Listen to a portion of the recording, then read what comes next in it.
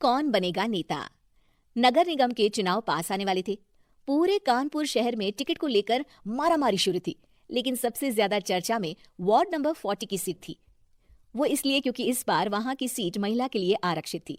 अब सवाल ये था कि चुनाव लड़ेगा कौन। इससे पहले ठाकुर साहब वहां से पार्षद थे और इस बार उन्होंने अपनी पत्नी सीमा ठाकुर को टिकट दिलवाई और ठाकुर साहब की शान के कारण सीमा जी ने 20,000 वोटों से चुनाव जीत लिया। अरे बधाई हो सीमा भाभी, अब तो आप वार्ड की पार्षद बन गई हैं। अब तो हमारे काम आप ही करवाएंगी।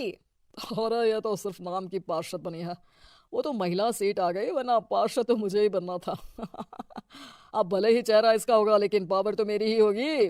अरे वाह भाई साहब, क्या दिमाग लगाया है आपने भी। आइए आप लोग, खाना लगा दिया है सबके लिए। सीमा जी पार्षद बन चुकी थी, फिर भी उनकी एक ना चलती। सारे काम ठाकुर साहब खुद ही संभाल लेते और जहां जरूरत पड़ती वहां सीमा जी का अंगूठा लगवा लेते।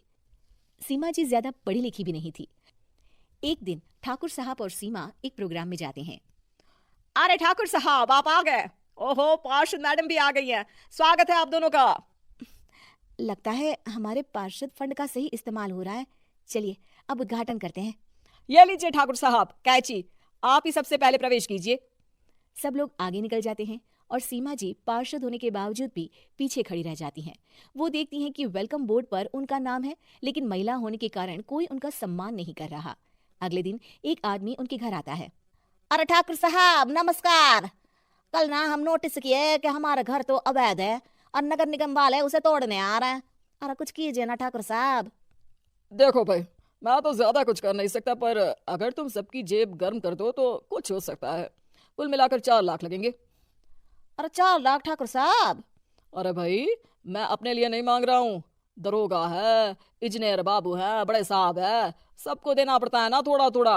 बोलो है मंजूर? तभी वहां अचानक सीमा जी आ जाती हैं। अरे ये आप क्या कर रहे हैं? पहले इन्हीं लोगों से तो आपने वोट मांगे, अब इनसे ही पैसे ले रहे हो। अरे चुप रहो तुम, तुम्हारा काम है सिर्फ अंगूठा लगाना, तुम वही क्या करो। मुझे दूसरे काम तुम मत सिखाओ, समझी? और तुम ना जाओ, अब पैसे लेकर आओ, वरना जेसीबी किसी भी वक्त आती होगी। सब कुछ ऐसे ही चलते रहता है। एक दिन सीमा जी और ठाकुर साहब को एक लोकल मीटिंग में बुलाया जाता है। वहां पर कई और अधिकारी लोग भी मौजूद रहते हैं। अब मैं चाहूंगा कि ठाकुर साहब हमारे बीच 2 शब्द कहें। मेरे प्यारे भाइयों और बहनों, आज मेरा सौभाग्य है कि मैं आप सबकी सेवा दिन रात कर पा रहा हूं। आपने मेरी पत्नी को भारी मतों से जिताया है, इसलिए मैं आप सभी का शुक्रगुजार हूं। मैं आप सबसे वादा करता हूं कि हमेशा की तरह हमारे वार्ड में किसी को कोई तकलीफ नहीं आने दूंगा। सभी लोग तालियां बजाने लगते हैं। अब मैं माननीय पार्षद मैडम को स्टेज पे बुलाना चाहूंगा। अपने नाम को बुलाया सुनकर सीमा जी एकदम चौंक जाती है। उन्हें बिल्कुल उम्मीद नहीं थी कि इतनी बड़ी जगह उन्हें मंच पर बुलाया जाएगा। जैसे तैसे वो मंच पर चढ़ती हैं। ऊपर जाते ही सीमा जी को सारी पुरानी बातें याद आ जाती हैं कि किस तरह उनके पति उन्हें कभी भी आगे बढ़ने नहीं देते और उनके नाम से गलत काम करते हैं। वो बोलने लगती हैं, मैं आपके वार्ड की पार्षद सीमा हूँ। आप में से बहुत कम लोग ही मुझे जानते होंगे, क्योंकि इससे पहले मुझे कभी ऐसा मौका ही नहीं मिला। सारे मौके मेरे पार्षद पति यानी आपके ठाकुर साहब ही लेते रहे, लेकिन आज ये मौका मुझे मिला है तो मैं इसे ऐसे ही नहीं जाने दूंगी। मैं आपको ये बताना चाहती हूँ कि आपके ठाकुर साहब मेरे नाम की आड़ में गैर कानूनी काम करते हैं, जिस पर अंगूठों के निशान मेरे होते थे। इसीलिए मैं अपनी गलती मानती हूँ और आज अपने पद से इस्तीफा देती हूँ, ताकि आगे से कोई गलत काम ना हो पाए।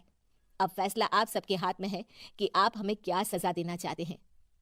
सीमा जी की बातें सुनकर ठाकुर साहब के चेहरे का रंग उड़ जाता है और वो शर्म से मुंह नीचा करके वहां से चले जाते हैं और पद से इस्तीफा देकर ही सही सीमा जी अपने आप में आत्मविश्वास महसूस करती हैं।